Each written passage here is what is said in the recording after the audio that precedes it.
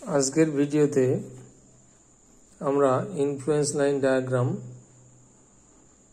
For shear force of a simply supported beam AB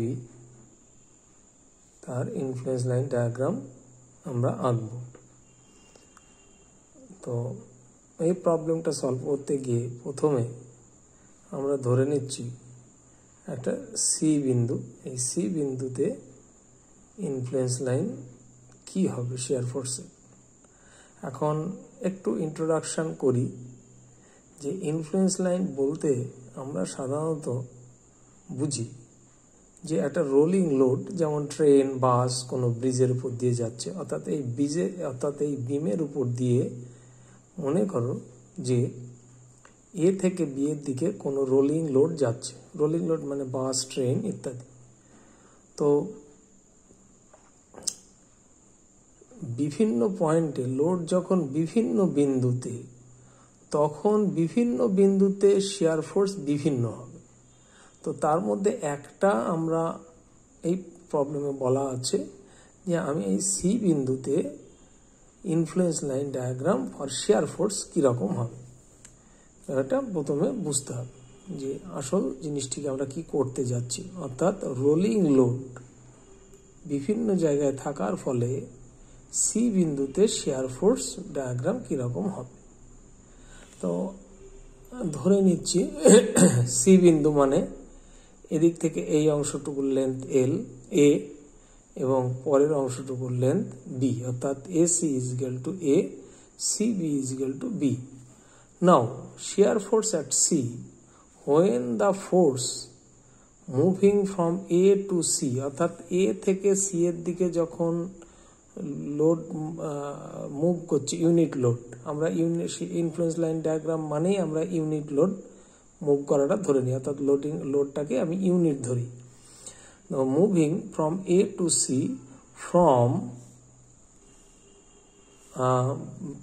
from A to C first আমরা ধরে নিচ্ছি, এ to C first এই অংশটা ধরে নিচ্ছি।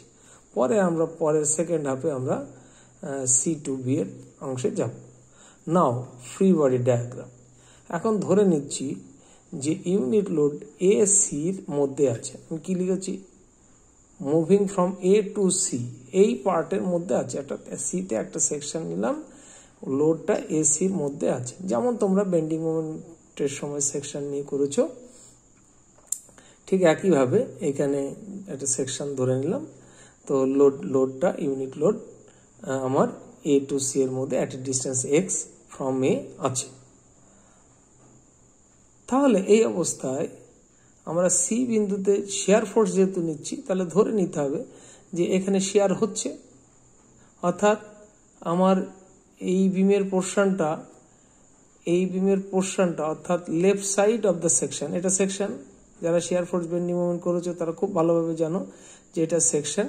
এই সেকশনের লেফট পার্ট আপওয়ার্ড। তো লেফট পার্ট আপওয়ার্ড আমরা সাইন কনভেনশনে কি দিয়েছি? এই যে সেকশন, লেফট পার্ট আপওয়ার্ড মানে পজিটিভ। তো লেফট পার্ট আপওয়ার্ড মানে পজিটিভ,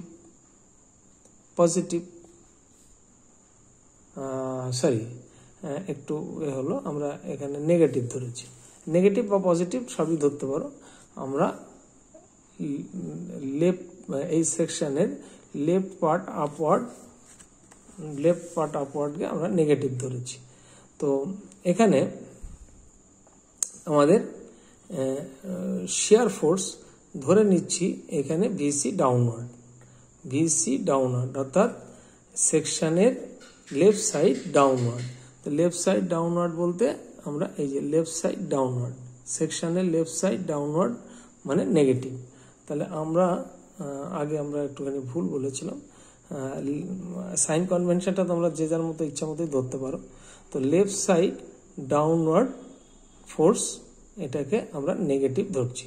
অর্থাৎ ভিসি, এখানে যে শিয়ার ফোর্স, অর্থাৎ এই অংশের যে শিয়ার ফোর্স কাজ করছে তার লেফট সাইড অংশে ডাউনওয়ার্ড বলে আমরা এটা নেগেটিভ ধরছি। তাহলে কি লিখেছি আমি?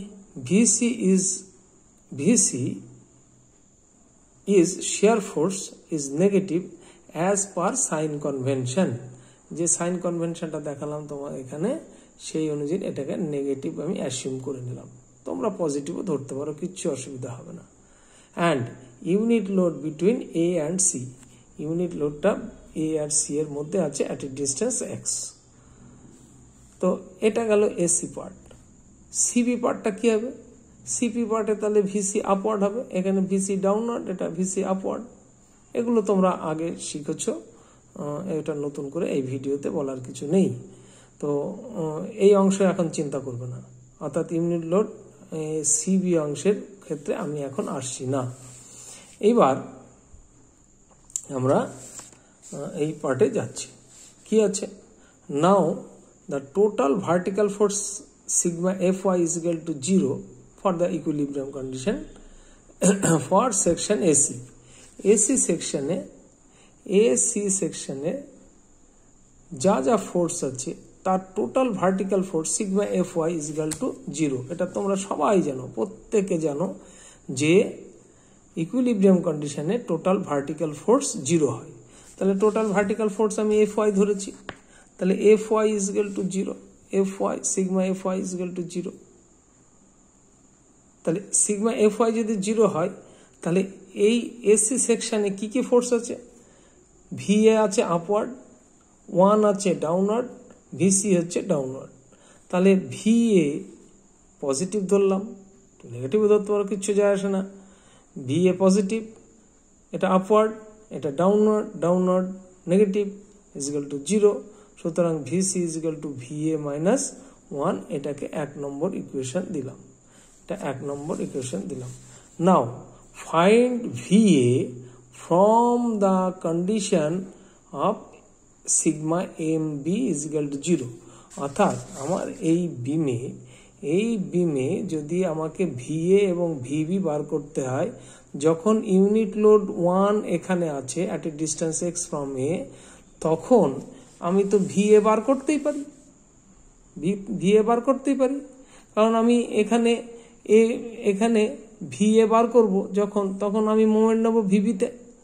অর্থাৎ আমি টোটাল বিমের ক্ষেত্রে বলছি, ভিবিতে মোমেন্ট নিলে VA পাবো, আর এতে মোমেন্ট নিলে ভিবি পাবো, আর বিতে মোমেন্ট নিলে VA পাবো। তো তাহলে আমরা এখানে sigma M is equal two 0, sigma MB is equal two 0, sigma M is equal two 0 at B, তার মানে MB ইজ ইকুয়াল টু 0। তাহলে বি বিন্দুতে মোমেন্ট কত হবে? বি বিন্দুতে মোমেন্ট হবে, আমি অবশ্যই নিশ্চয়ই ভিসি ধরবো না, কারণ ভিসিটা যখন তুমি সেকশন কাটছো তখনই যখন সেকশন কাটছো তখনই একমাত্র ভিসির অস্তিত্ব আছে, আদারওয়াইজ কিন্তু ভিসির অস্তিত্ব নেই। আমরা পরের ভিডিওতে যাচ্ছি।